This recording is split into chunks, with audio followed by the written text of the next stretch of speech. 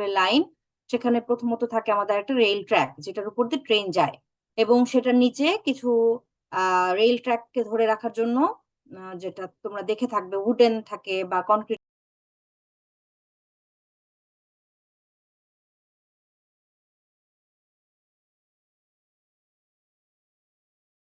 এই ইয়েগুলো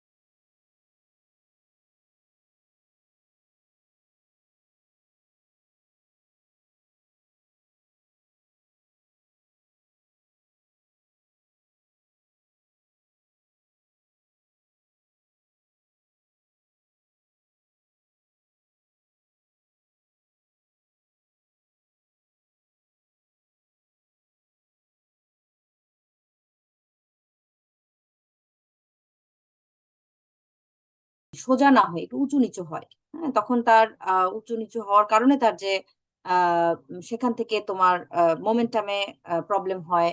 তারপর যদি আমার কোনো কার্ভ থাকে সেখানে প্রবলেম হয়। সো এই সব রেজিস্ট্যান্স গুলো কিন্তু আমাদের ট্রেইনের, যখন আমরা একটা ট্র্যাক যাবে, সাপোজ ঢাকা থেকে চিটাগাং এর আমার যে রেলওয়ে ট্র্যাক যখন আমাদের করা হবে, ডিজাইন করা হবে, তখন চিন্তা করতে হয় যে এই ঢাকা থেকে চিটাগাং পর্যন্ত আমি যে ট্র্যাকটা নিয়ে যাচ্ছি, এখানে সব থেকে বেশি আমার কি বলবো, হাইট কোন জায়গায় সব থেকে বেশি। যেমন ধরো কিছু হিলি এরিয়া থাকতে পারে, সেইখানে আমার অবশ্যই কি হয়ে যাবে, আমার কিছুটা এলিভেশন আসবে।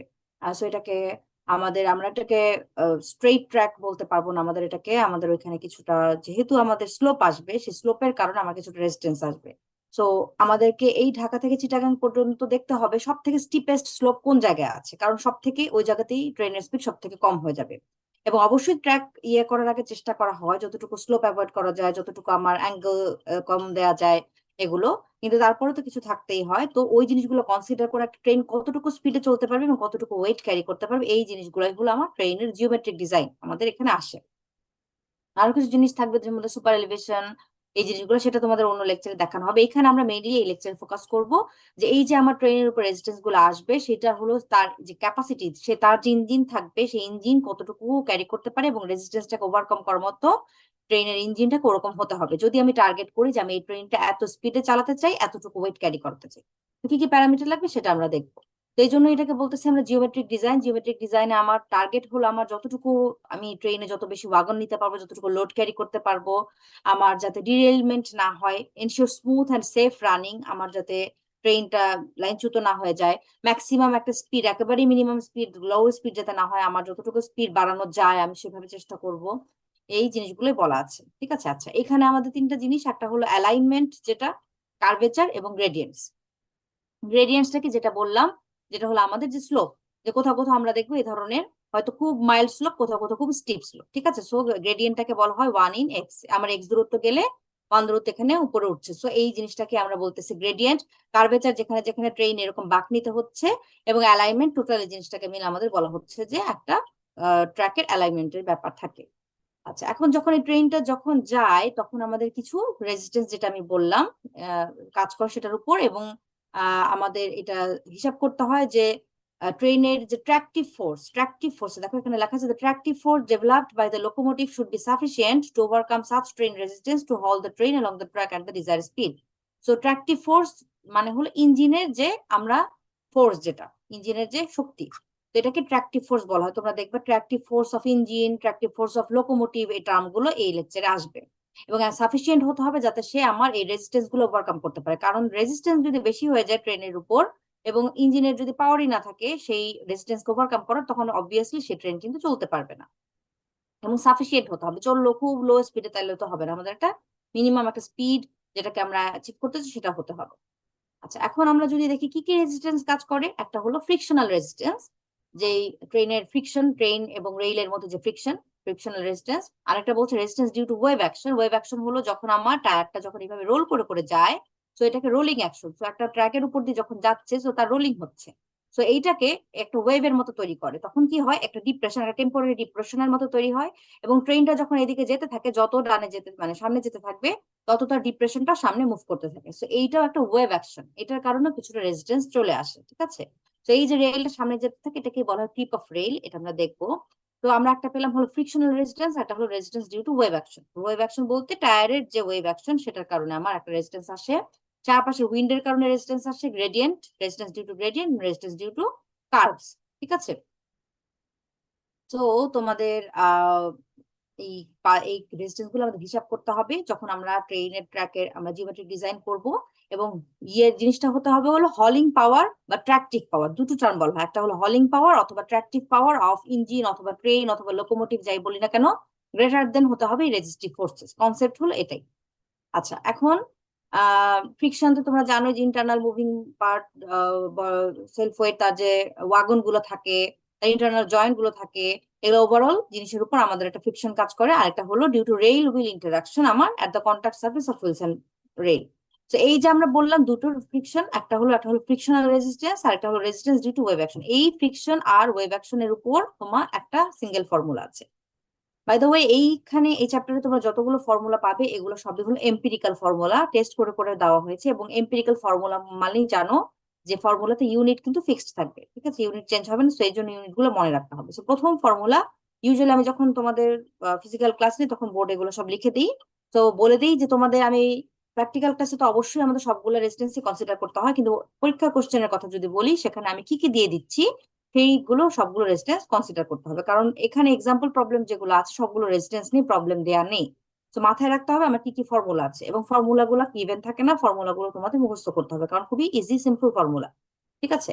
আচ্ছা, তো প্রথম ফর্মুলা দেখো কি বলছে, resistance due to friction and wave action. Friction and wave অ্যাকশনের একটা ফর্মুলা, সেটা হলো 0.0025, দশমিকের পর দুটো শূন্য, অ্যান্ড 25 ডব্লিউ, ডব্লিউটা হলো ওয়েট অফ ট্রেন, এবং ওয়েট অফ ট্রেনটা অলওয়েজ হবে হলো ইন টন, ঠিক আছে, weight of train in ton. তো এটা হলো ফার্স্ট ফর্মুলা। সেকেন্ড ফর্মুলাতে যদি যাই, ক্রিপ অফ রেল আমি পরে আসি। উম, আচ্ছা, সেকেন্ড ফর্মুলা আসো এখানে।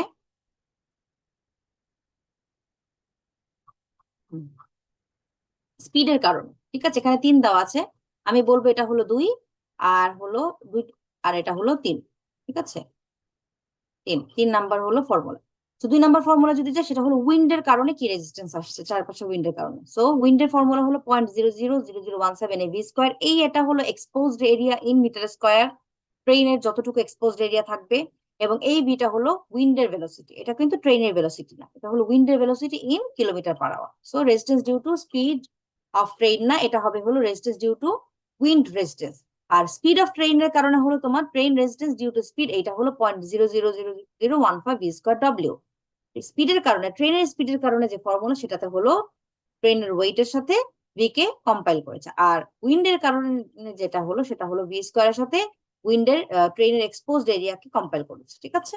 তো এই জিনিসটা একটু মাথায় রাখতে হবে। দুটো দুটো স্পিডের ফর্মুলা আছে। একটা হলো যদি উইন্ডের স্পিড তোমাদের প্রবলেমে দেয়া থাকে, প্র্যাকটিক্যাল কেসে তো উইন্ডের রেজিস্ট্যান্স অবশ্যই কনসিডার করতে হবে। সেটার জন্য হলো 0.5017 এভি স্কোয়ার, এটা হলো এক্সপোজড এরিয়া, মিটার স্কোয়ারে কনভার্ট করতে হবে। আর ভিটা হলো কিলোমিটার পার আওয়ারে হলো উইন্ডের ভেলোসিটি। আর ট্রেনের স্পিডের কারণে আমার দশমিকের পর এখানে আবার 5টা শূন্য আছে, ঠিক আছে, 5টা শূন্য পর 15 ভি স্কোয়ার ডব্লিউ। এখানেও ডব্লিউটা হলো ওয়েট অফ ট্রেন টন, ঠিক আছে, এখানে লেখা নেই, বাট সবগুলো যেখানে যত ইয়ে আছে ফর্মুলা, সবগুলোতেই ট্রেনের ওয়েট হলো টনে আছে। আর ট্রেনের স্পিড, এটাতে হলো ট্রেনের স্পিড। আচ্ছা, এটা গেল হলো 3টা ফর্মুলা।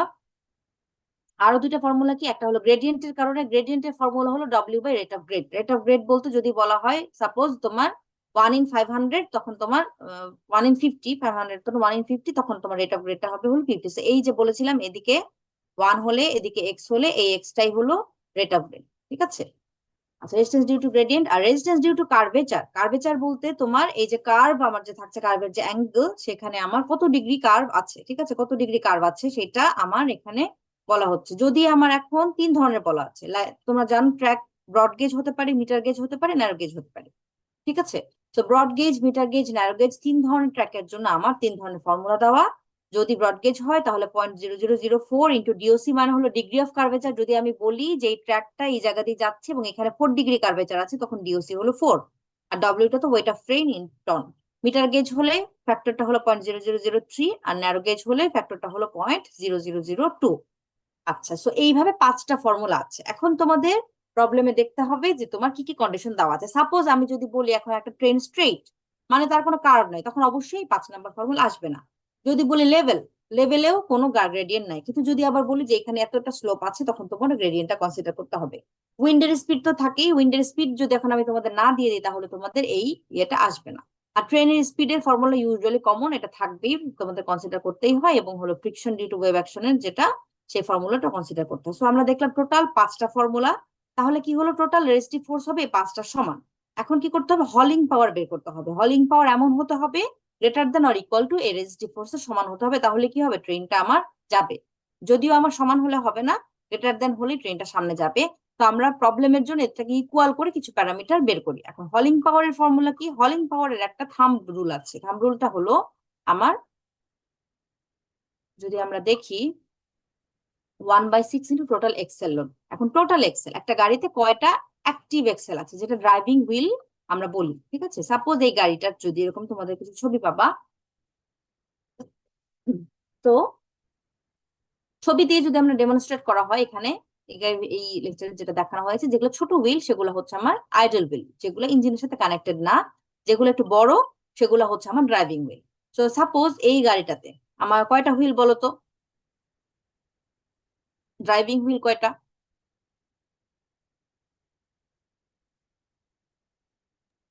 ম্যাম 8টা। ড্রাইভিং হুইল 8টা না, দেখো মার্ক করা আছে। ড্রাইভিং হুইল কয়টা? ড্রাইভিং হুইল 4টা। 4টা, গুড। এখানে আমরা দুটো দেখতে পাচ্ছি, ওই পাশে দুইটা। তাহলে ড্রাইভিং হুইল যদি 4টা হয়, তাহলে ড্রাইভিং এক্সেল কয়টা? 2টা। 2টা, গুড। তাহলে আমরা জানি এক্সেল মানে দুইটা টায়ারের যে কানেক্টিভিটি, ঠিক আছে। সো এখানে তোমাদের যদি ফিগার দিয়ে দেওয়া হয়, তাহলে তোমরা দেখবা এখানে আইডল বলবো সেগুলোকে, যেগুলো একটু ছোট, সেগুলো ইঞ্জিনের সাথে কানেক্টেড না, সেগুলো আমার ড্রাইভিং এ ফোর্সে কোনো কানেক্টিভিটি নাই। আর যেগুলো হলো বড় হুইল, সেগুলো হলো আমার ড্রাইভিং হুইল।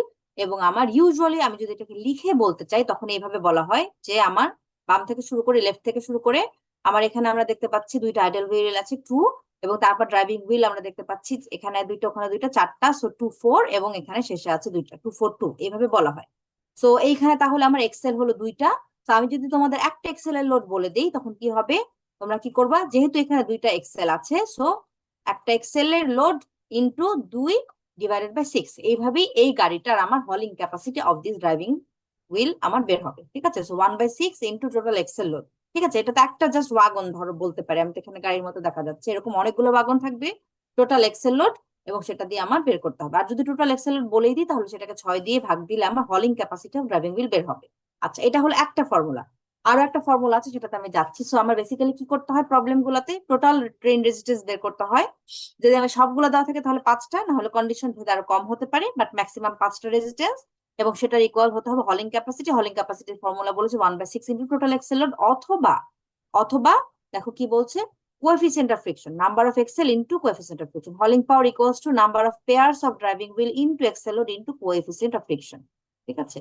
তো number of pairs of driving wheel বলতে নাম্বার অফ এক্সেল মিন করছে, so number of axle into 1 axle load into coefficient of friction. So basically hauling পাওয়ারের ইয়ে হলো, আইদার তোমার যদি এক্সেল লোড দেওয়া থাকে, এক্সেল লোডকে 6 দিয়ে ভাগ দিবা, অথবা যদি কোএফিসিয়েন্ট অফ ফ্রিকশন বলে দিই, তাহলে কোএফিসিয়েন্ট অফ ফ্রিকশন দিয়ে গুণ দেওয়া। So basically coefficient of friction ঝামেলা, সেটা এই কারণে আমার দেখা যায় 1/6 একটা ফ্যাক্টর ওরা বের করে নিয়েছে।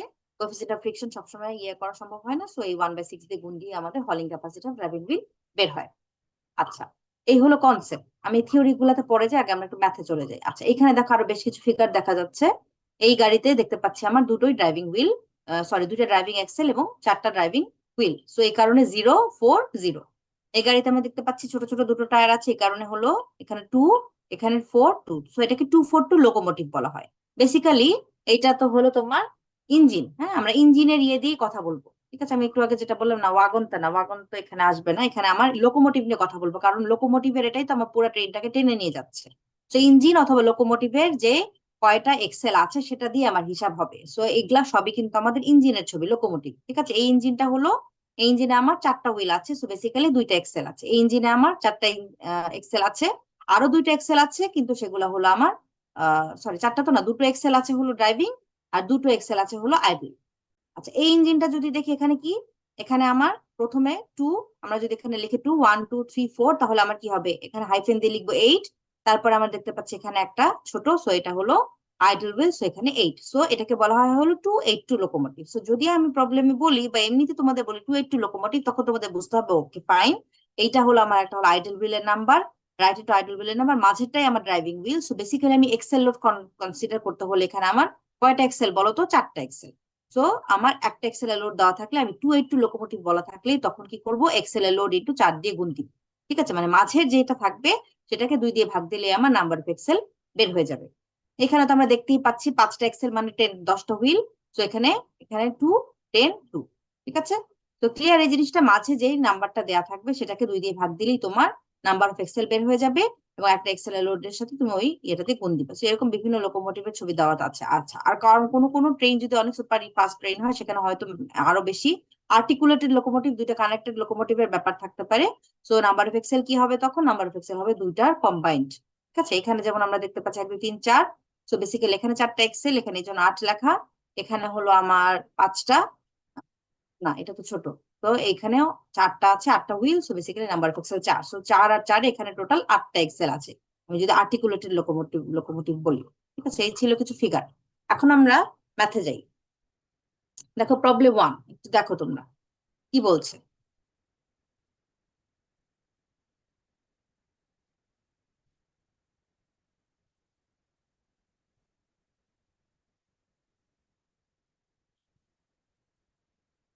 যেখানে কি কোনো টার্ম আছে যেটা তোমরা বুঝো না?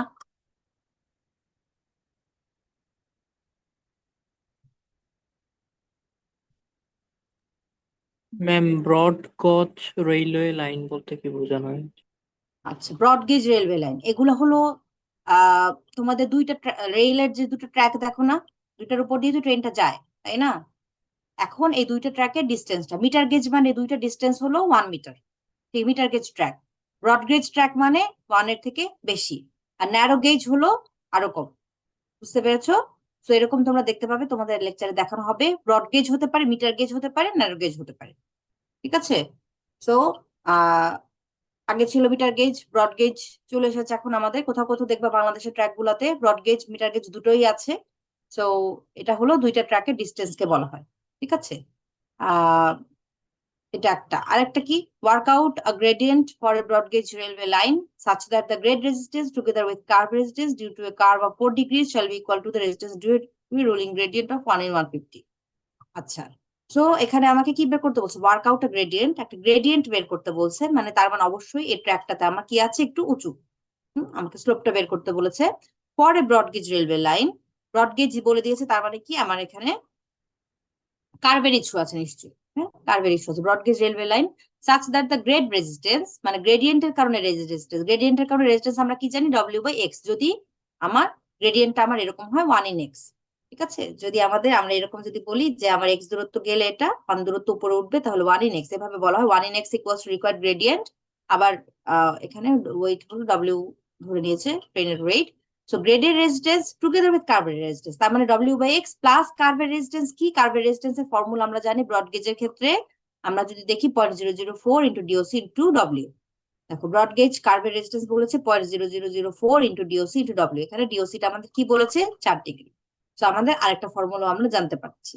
The workout gradient for a broad gauge railway line such that the grade resistance together with the curve resistance due to a curve of 4 degrees, DOC degree of curvature বলে দিয়েছে, 4 degree curvature, shall be equal to the resistance due to a ruling gradient of 1 in 150। তার মানে এই দুইটা রেজিস্ট্যান্সের সমান হতে হবে হলো রুলিং গ্রেডিয়েন্ট। এই প্রবলেমটা একটু অন্য রকমের প্রবলেম। ঠিক আছে, এখন রুলিং গ্রেডিয়েন্টটা কি, রুলিং গ্রেডিয়েন্ট হলো সাপোজ তুমি একটা অরিজিন থেকে ডেস্টিনেশনে চলার সময় সব থেকে ম্যাক্সিমাম যে স্লোপটা যেটা পড়বে, ঠিক আছে, steepest gradient in a rail section, ruling gradient should be adequate to haul the maximum load at maximum permissible speed given in the hauling power of the engine। Suppose তুমি এখন ঢাকা থেকে চিটাগাঙ্গে যাচ্ছ, এবং একটা গ্রেডিয়েন্ট তুমি কোনোভাবেই সেটাকে বাদ দিতে পারছো না, তুমি কাট করতে পারছো না, কাট অ্যান্ড ফিলে যেতে পারতেছো না, এটাকে তোমার এই পাহাড়টাকে রাখতেই হবে। সো ওই জায়গাটুকুতেই হয়তো সব থেকে বেশি স্লোপ পাচ্ছ, সব থেকে বেশি গ্রেডিয়েন্ট পাচ্ছ, সেটাই হলো স্টিপেস্ট গ্রেডিয়েন্ট। ওই গ্রেডিয়েন্টটাকে বলা হবে হলো রুলিং গ্রেডিয়েন্ট। কিছু কিছু জায়গায় ইউরোপের আছে যে প্রায় 45 ডিগ্রি অ্যাঙ্গেল, কিন্তু একদম খারাপ। ঠিক আছে, সো এইগুলা হলো সব থেকে স্টিপেস্ট গ্রেডিয়েন্ট। ঠিক আছে, এই জায়গাটুকুতেই তোমার সব থেকে কি হয়ে যাবে বলো, ট্রেনের স্পিডটা সব থেকে কমে যাবে। এবং determines the maximum gradient that is compatible with the hauling power of the engine. এবং ওই অনুযায়ী তোমাদের কিন্তু একটা খুব পাওয়ারফুল একটা ইঞ্জিন দিতে হবে, যে আমার ওই রুলিং গ্রেডিয়েন্টকে যাতে ওভারকাম করতে পারে এরকম একটা ইঞ্জিনিয়ারিয়ে দিতে হয় এই জিনিসগুলো। সেটাই বলছি যে grade resistance together with curve resistance equals two আমার কি হয়ে যাবে, রুলিং গ্রেডিয়েন্টের সমান হবে। বুঝতে পেরেছো তো জিনিসটা কি? কারণ হলো আমার ওই রুলিং গ্রেডিয়েন্টটাই অন্য সব প্যারামিটারকে কন্ট্রোল করছে, এখানে হলিং পাওয়ার ইঞ্জিন এগুলো কিছু বলে দেয়নি। ঠিক আছে, এটা একটা সিম্পল প্রবলেম, এটা জাস্ট আমরা একটু গ্রুমিং করার মতো প্রবলেম তোমাদের এটা। তো resistance due to desire gradient হবে হলো ডব্লিউ বাই এক্স। এটা হলো ডব্লিউটা ধরে নিয়েছে যেহেতু এখানে ট্রেনের ওয়েট দেয়া নাই। সো আমার ডব্লিউ যদি ওয়েট অফ ট্রেন ইন টনে হয়, ডব্লিউ বাই এক্স হবে হলো গ্রেডিয়েন্টের কারণে, আর রুলিং গ্রেডিয়েন্টের কারণে হবে হলো আমার গ্রেডিয়েন্ট মানেই ডব্লিউ বাই সে গ্রেডিয়েন্টের ভ্যালু। এখানে বলে দিয়েছে 1/150, তাই হবে কি ডব্লিউ বাই 150। আর resistance due to curve of 4 degree, যেহেতু এটা ব্রড গেজ তাহলে আমার 0.0004, যদি এটা মিটার গেজ হতো বা ন্যারো গেজ হতো ফ্যাক্টরটা চেঞ্জ হতো। ব্রড গেজের ফর্মুলাতে এটা দেয়া আছে, ডিগ্রি অফ কার্ভেচার 4 ডিগ্রি বলেছে ইন্টু ডব্লিউ। তাহলে আমার এই দুটার ইকুয়ালস টু কি হতে হবে, কার্ভের রেজিস্ট্যান্স আসছে W by X, gradient resistance আসছে এটা ইকুয়ালস টু ডব্লিউ বাই 150। এখান থেকে আমি ডব্লিউ গুলো সবগুলো ওমিট হয়ে যাবে, তিনটা ইয়ে থেকেই ওমিট হয়ে গেলে আমার একটাই আননোন এক্স, আমি এক্সটা বের করে ফেলতে পারবো। এখানে এক্সটা এসেছে 197.37, এটাকে রাউন্ডিং করে 200 লিখেছে। Basically required gradient is 1/200। ঠিক আছে, কোনো একটা সেকশনের কথা বলেছে। এবং এইটা এখানে কিন্তু বিভিন্ন সেকশনে কি হয়ে যাবে বলো, ট্রেনটা যে যাবে সব জায়গায় কিন্তু সমান স্পিডে যায় না। তো যেখানে ধরো সাপোজ এরকম, এই যে এখানে যেটা বলেছে একটা ব্রড গেজ ট্র্যাক, সাপোজ হয়তো এই ব্রড গেজ ট্র্যাকটার এই জায়গাটাতে তার কার্ভেচার ছিল 4 ডিগ্রি, তো এই জায়গায় তার এক ধরনের স্পিড হবে। আবার যে জায়গায় যে সে স্ট্রেট হয়ে যাবে তখন তার স্পিডটা আরেক ধরনের হবে। তো এই কারণে বিভিন্ন সেকশন ওয়াইজ আমাদের এই যে এইভাবে স্পিডটা বের করতে বলছে, যে এই জায়গাটুকুতে আবার কতটুকু গ্রেডিয়েন্ট দিতে হবে, কতটুকু স্লোপ দিতে হবে, এটাই বের করতে বলছে। স্লোপটা আমাদের দিতে হলো 200, সাপোজ 200 মিটার গেলে 1 মিটার উপরে তুলতে হবে ট্র্যাকটাকে, এরকম রিকোয়ার্ড গ্রেডিয়েন্ট ইজ 1/200। এই প্রবলেমে কোনো প্রবলেম আছে?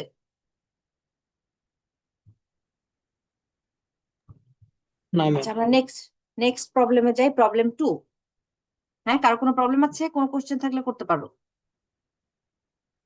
এই যে একজন যেমন জিজ্ঞেস করলো ম্যাডাম ব্রড গেজ কি, বা অন্য কোনো কিছু যদি না বুঝো, যেহেতু রেলওয়ে তোমাদের অন্য ইয়ে হয় নাই। লোকোমোটিভ আমি বললাম, যেমন লোকোমোটিভ হলো ইঞ্জিন, ট্র্যাক এরকম ইয়ে হতে পারে। ঠিক আছে, আহ ট্র্যাকের কিছু কার্ভ থাকবে, গ্রেডিয়েন্ট থাকবে, এই জিনিসগুলো থাকে।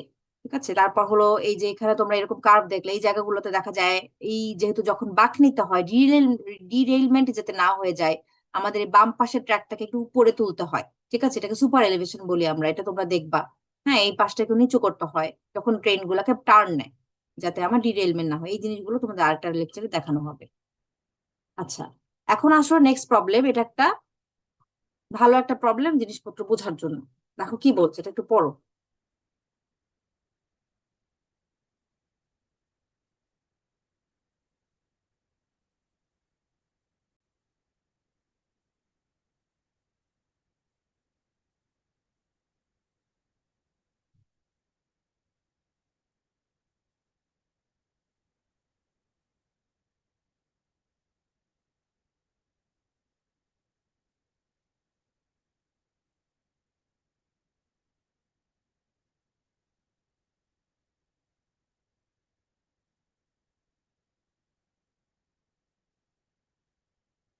ও কি বলেছে, a locomotive as shown in figure 3.4, এটাতে আমরা যাবো, is required to haul a train at 80 kilometre per hour. মানে ট্রেনকে, লোকোমোটিভটা 80 কিলোমিটার পার আওয়ার, এটা কি ট্রেনের যে আমার স্পিড। ঠিক আছে, সো বলে দিয়েছে লোকোমোটিভটা ট্রেনটাকে টানবে এই স্পিডে 80 কিলোমিটার পার আওয়ার। এখন the axle load of the driving wheel of the engine is 22.5 ton. So আমার ইঞ্জিনের যে ড্রাইভিং হুইল যে কয়টা আছে সেটার আমি ওগুলার যদি এক্সেল লোড বলি, বেসিক্যালি একটা এক্সেলের লোড 22.5 টন বলে দিয়েছে। বলেছে the train is to run on straight level track. Straight level বলতে স্ট্রেইট মানে তার কোনো কার্ভ নেই, লেভেল বলতে তার কোনো গ্রেডিয়েন্ট নেই। সো আমার রেজিস্ট্যান্স থেকে দুটো রেজিস্ট্যান্স বাদ গেল। Find the maximum permissible train load that the engine can পুল। এখানে তাহলে কি বললো, আমাকে এই ইঞ্জিনটার হলিং ক্যাপাসিটি আমি বের করতে পারবো। আমাকে এখানে এক্সেল এর লোড বলে দিয়েছে, আমরা হলিং ক্যাপাসিটির ফর্মুলা জানি 1/6 ইন্টু আমার টোটাল এক্সেল লোড। ঠিক আছে, সো কয়টা এক্সেল আছে এটা আমরা ফিগার থেকে পাবো, এবং একটা এক্সেল এর লোড বলে দিয়েছে, সো হলিং ক্যাপাসিটি পেয়ে যাবো। এবং হলিং ক্যাপাসিটি ইকুয়ালস টু আমার রেজিস্টিভ ফোর্স হতে হবে। রেজিস্টিভ ফোর্স আমরা জানি 5টা ফর্মুলা, 5টার মধ্যে একটা আছে হলো গ্রেডিয়েন্টের, সো এখানে গ্রেডিয়েন্ট নাই বলেছে এটা একটা লেভেল ট্র্যাক। এখানে কোনো কার্ভ নাই বলেছে এটা একটা স্ট্রেইট ট্র্যাক। এবং এখানে কোনো উইন্ডের ইয়েও দেওয়া নাই, তার মানে এখানে উইন্ডের রেজিস্ট্যান্স আসবে না বেসিক্যালি। তাহলে এখানে আমার 5টা থেকে 3টা চলে গেলে 2টো রেজিস্ট্যান্স হবে, তার মানে ওই 2টো রেজিস্ট্যান্সের সমান হবে হলো আমার হলিং ক্যাপাসিটি অফ লোকোমোটিভ। এখন আমরা জানি ফর্মুলা গুলোতে ডব্লিউ আছে, ট্রেনের ওয়েট। সো আমি আননোন দুই পাশ থেকে আমার কি করা যাবে, find the maximum permissible train load that the engine can পুল। আমি এখান থেকে আননোনে ট্রেনের ভ্যালুটা বের করে ফেলতে পারবো। কিভাবে? তার আগে আমরা ফিগার 3-4 একটু যাই। ফিগার 3-4 কি বলতেছে কেমন, আমার ইঞ্জিনটা একটু দেখে আসি। এই যে ফিগার 3-4।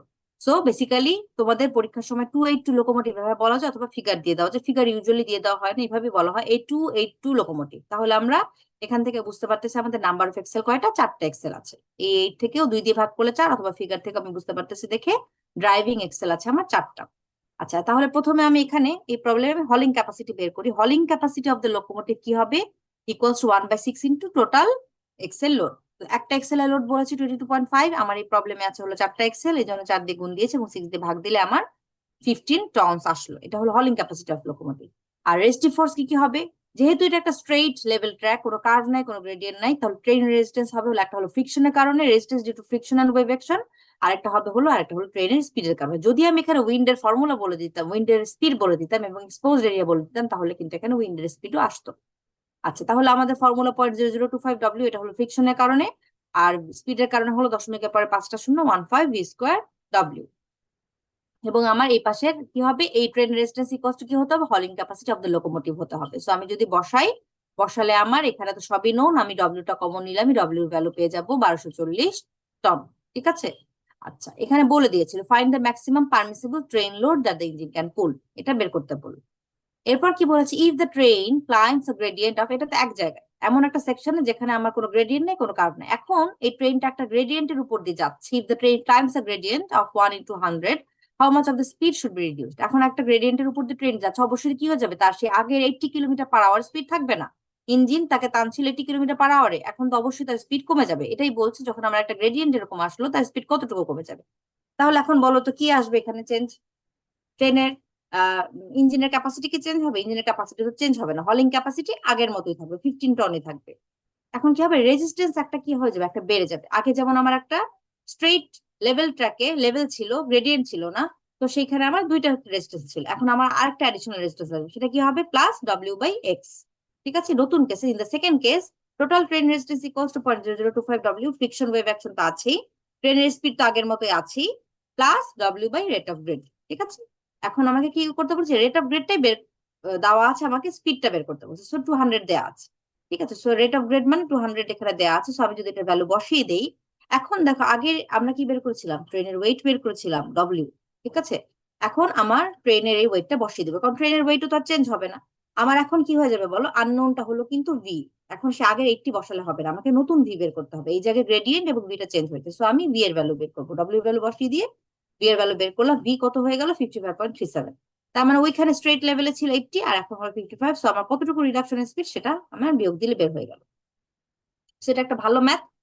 এখানে দেখো, আমি যদি তোমাদের এই পার্টটুকু যদি না বলে দিই, find the maximum permissible train load that engine can পুল, আমি ডাইরেক্ট বলে দিলাম হয়তো এ 282 লোকোমোটিভ, সাপোজ এখানে ফিগার টিগার বললাম না, 282 লোকোমোটিভ, আমার ট্রেনকে এত স্পিডে টানতে হবে, এক্সেল লোড বলা আছে এত, train is to run on a straight level ট্র্যাকে, আমার এত কিলোমিটারে চলতে পারে। যখন ট্রেনটা এত গ্রেডিয়েন্টের উপর দিয়ে যাবে, তার স্পিড কতটুকু রিডিউস হবে। আমি যদি এই লাইনটা বাদ দিয়ে দিই, তাহলেও কিন্তু তোমাদের ট্রেনের ওয়েটটা বের করা লাগছে, কিন্তু একটু মাথাটা খাটাতে হবে। এখানে তো ক্লু দিয়ে দিয়েছে মাঝখান দিয়ে, সো তুমি ডব্লিউ বের করছো, সো ডব্লিউ তোমার কাছে নোন, পরের প্রবলেম তুমি বের করতে পারছো।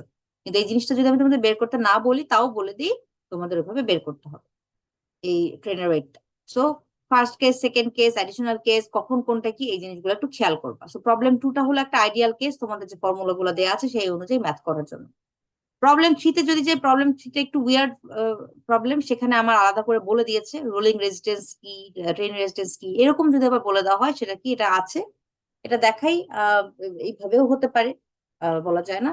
এই প্রবলেমটাতে দেখো বলেছে আমার এখানে ট্রেনের নাম্বার অফ ওয়াগন, কয়টা ওয়াগন আছে ট্রেনে সেটা বলে দিয়েছে, প্রতিটা ওয়াগনের ওয়েট বলে দিয়েছে, ওয়েট অফ ওয়ান ওয়াগন বলে দিয়েছে।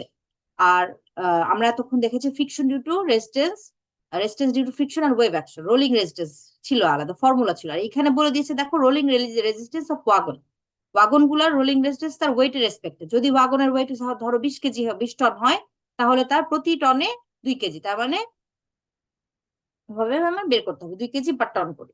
ঠিক আছে, তো weight of locomotive with tender আমার এখানে আলাদা করে ওয়েট অফ ওয়াগনের ওয়েট বলেছে, আবার ইঞ্জিনের ওয়েট বলে দিচ্ছে। Weight of locomotive with tender বলতে এটা আবার ইঞ্জিনের, ঠিক আছে, ইঞ্জিনের যে আলাদা স্পেয়ার ইয়ে থাকে সেটা। তো লোকোমোটিভের ওয়েট বলে দিয়েছে। আবার এখন রোলিং রেজিস্ট্যান্স অফ ওয়াগন বলেছে, রোলিং রেজিস্ট্যান্স অফ লোকোমোটিভ বলেছে, মানে একটা রেজিস্ট্যান্স বলা আছে।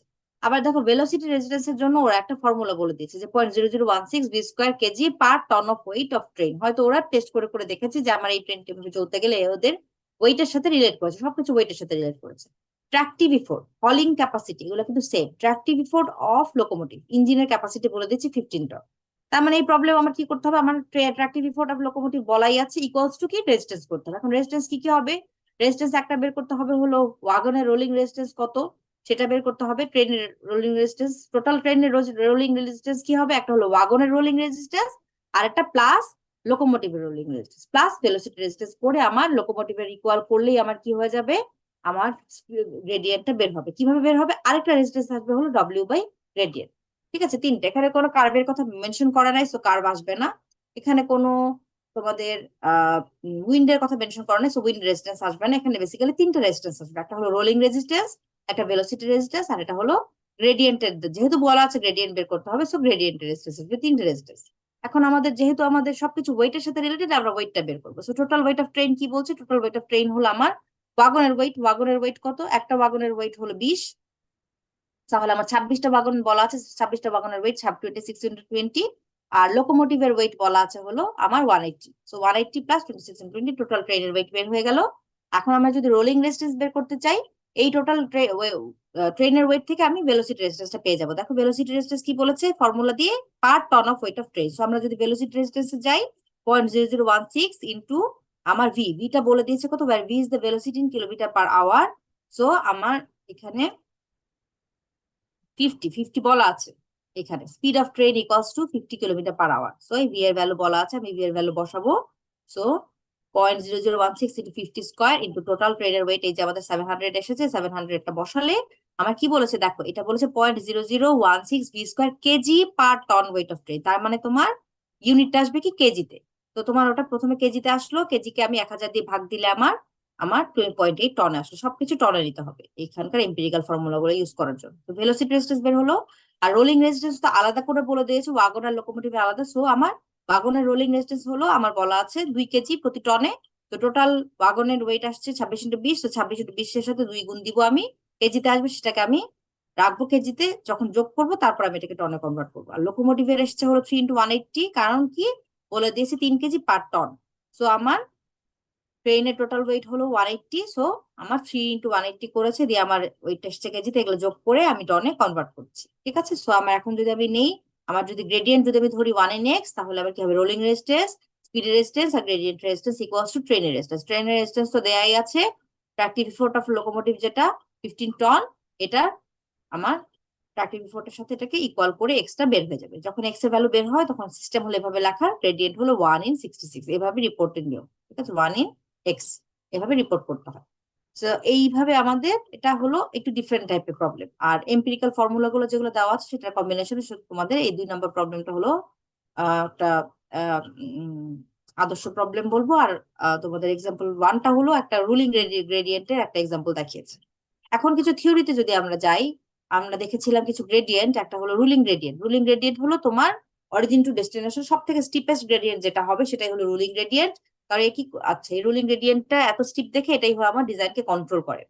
পুশার আর হেল্পার গ্রেডিয়েন্ট বলছে হলো যে এমন যদি স্টিপ হয় যে gradient so steep that requires extra engine to push the train up. কোথাও কোথাও সাপোজ তোমার এই স্টিপেস্ট গ্রেডিয়েন্ট হয়তো তোমার এত বেশি, তোমার ওইখানে ওইটা যদি তুমি কনসিডার করতে চাও, ইঞ্জিন অনেক পাওয়ারফুল হতে হবে, তোমার ট্রেনের স্পিডও কমে যাচ্ছে এবং ওয়েটও খুব বেশি নিতে পারছে না। সো কিছু কিছু জায়গায় কোথাও কোথাও এরকম প্র্যাকটিস আছে যে এক্সট্রা ইঞ্জিন রাখা হয়, সেই জায়গায় আমার তোমার ওই ইঞ্জিনটাই অ্যাডিশনাল ইঞ্জিন যেটা, ঠিক আছে, যে আর্টিকুলেটেড ইঞ্জিন যেরকম দেখেছো সেটা দিয়ে ট্রেনকে ক্যারি করে নিয়ে যায়, এগুলোকে পুশার হেল্পার গ্রেডিয়েন্ট বলে। মোমেন্টাম গ্রেডিয়েন্ট কি বলছে, যদি তোমার গ্রেডিয়েন্টটা এরকম হয় যে সাপোজ তুমি একটা স্লোপ থেকে নেমেছো তারপর আবার হিলে যেতে উঠবা, বা একটা স্লোপ থেকে নেমে কিছু দূর চলে তারপর তুমি চলছো, So তুমি যখন নামছে ডাউনফল হয়ে, তখন তার কি হচ্ছে, একটা কিন্তু মোমেন্টাম গ্যাদার হচ্ছে, এবং এই মোমেন্টামেই তার আলাদা কোনো অ্যাডিশনাল ইয়ের দরকার হচ্ছে না, সে উপরে উঠে যেতে পারে। So steeper than the ruling gradient but fine due to momentum gather. ঠিক আছে, সো রুলিং গ্রেডিয়েন্টের থেকেও হয়তো এই স্লোপটা স্টিপার, বাট একটা হয়তো হিলি জায়গা থেকে সে নেমেছে, তার বেশ কিছু মোমেন্টাম গ্যাদার হয়ে গেছে এবং সে সেই ফোর্স দিয়ে উপরে উঠে যেতে পারবে। আর স্টেশন বা ইয়ার্ড গুলোতে আমার একটা স্লোপ, মাইল্ড স্লোপ রাখা লাগে, কারণ কি ট্রেন যদি বেশি একদম ফ্ল্যাট থাকে, সে বা একটু ঢালু থাকে, সে কিন্তু কি হয়ে যাবে, রোল করে চলে যাবে।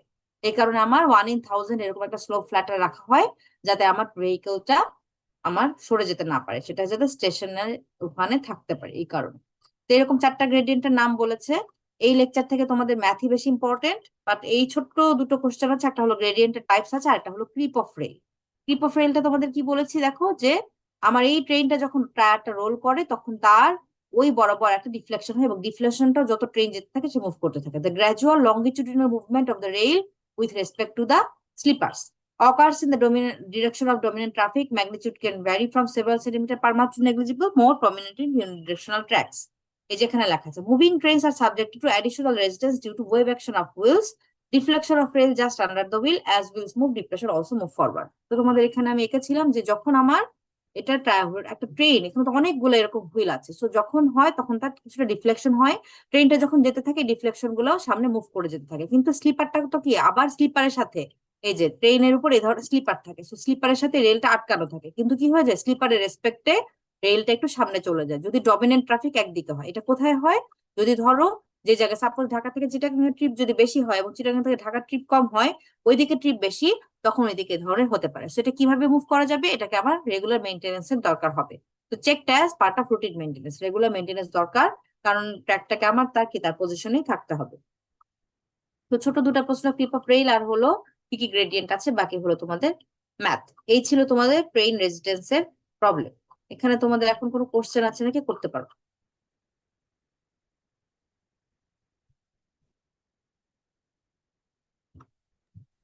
ম্যাম, লাস্টের ম্যাথটাতে রোলিং রেজিস্ট্যান্সটা কিভাবে বের করা হলো ওইটা? ওটা দেয়া ছিল। ইউজুয়ালি আবার রোলিং রেজিস্ট্যান্স এর তো ফর্মুলা আছে, তাই না, যে friction due to resistance and, sorry কথা জড়িয়ে যাচ্ছে আজকে, resistance due to friction and wave action. হ্যাঁ, ফ্রিকশন আর ওয়েভ অ্যাকশন মানে বেসিক্যালি রোলিং অ্যাকশনের কারণে আমার ফর্মুলা 0.0025 দেয়া আছে। আর ওই প্রবলেমটা একটু অন্যরকম, ওই প্রবলেমটাতে বলে দিয়েছে তোমার যে ওয়াগনের ক্ষেত্রে ওয়াগনের ওয়েটের জন্য প্রতি টন ওয়েটে তার 2 কেজি করে রেজিস্ট্যান্স আসবে, রোলিং রেজিস্ট্যান্স। কারণ রোলিংটা তো আসলে এটা তো সেলফ ওয়েটের সাথে রিলেটেড, তাই না, যত বেশি সেলফ ওয়েট বেশি, তার রেজিস্ট্যান্স তত বেশি হবে, টায়ারটাকে রোল করতে তত প্রবলেম হবে। তো রোলিং রেজিস্ট্যান্স অফ ওয়াগন বলে দিয়েছে প্রতি টনে 2 কেজি করে, আর লোকোমোটিভের বলে দিয়েছে রোলিং রেজিস্ট্যান্স অফ লোকোমোটিভ হলো প্রতি টনে 3 কেজি করে। তো তোমার এই কারণে ওয়াগনের ওয়েট বের করেছে, ওয়াগনের ওয়েট হলো, ওয়াগন আছে 26, নাম্বার অফ ওয়াগন 26, এবং প্রতি ওয়াগনের ওয়েট 20। তো আমি যদি 20 × 26 ব্র্যাকেটটা এভাবে দিলে ভালো হতো, 20 × 26 করি, আর হলো প্রতি তার, এটা তো হলো ওয়াগনের ওয়েট, এবং কি বলেছে প্রতি টনে 2 কেজি করে। তো আমার এটা তো টন, এবং আমার দ্বিগুণ দিলে আমার 1040, এটা হলো ওয়াগনের রোলিং রেজিস্ট্যান্স আসলো। আর লোকোমোটিভে বলে দিয়েছে 3 কেজি পার টন। তো ওয়াগনের ওয়েট কত বলা আছে, ওয়াগন তো না, লোকোমোটিভের ওয়েট বলা আছে 180 টন। সো 180-র সাথে আমার 3 দিয়ে গুণ দিয়ে আমার এটা আসছে হলো লোকোমোটিভ, এটা দেয়া আছে, ঠিক আছে। এই কারণে ওয়েটের রেসপেক্টে বলা আছে, ওয়েট বের করেছে, ওয়েটের সাথে ওইটা গুণ দিয়েছে, তারপর এটাকে টনে কনভার্ট করেছে। আর ভেলোসিটি রেজিস্ট্যান্সটাও তোমার এখানে ফর্মুলা একটা বলে দিয়েছে, তোমাদের ওই ফর্মুলা দেয়া নাই, এই কারণে যে তোমার টোটাল ট্রেনের ওয়েট যত হবে, সেই ওয়েটে 0.0016 KG per ton weight of train. So 1 KG weight হলে এত, তোমার এত কেজি হলে কত, ওইভাবে উইকিং নিয়ম এটা বের করা, ঠিক আছে। যে ট্রেনের ওয়েট 700 টন, তো সেটার সাথে তুমি 0.0016 দিয়ে গুণ দিবা, বলে দিয়েছে 50 কিলোমিটার পার আওয়ার হলো ট্রেনের স্পিড। এটা একটু ডিফারেন্ট টাইপের প্রবলেম, যেটা তোমাদের এক্সিস্টিং ফর্মুলা গুলোর সাথে ম্যাচ করে না।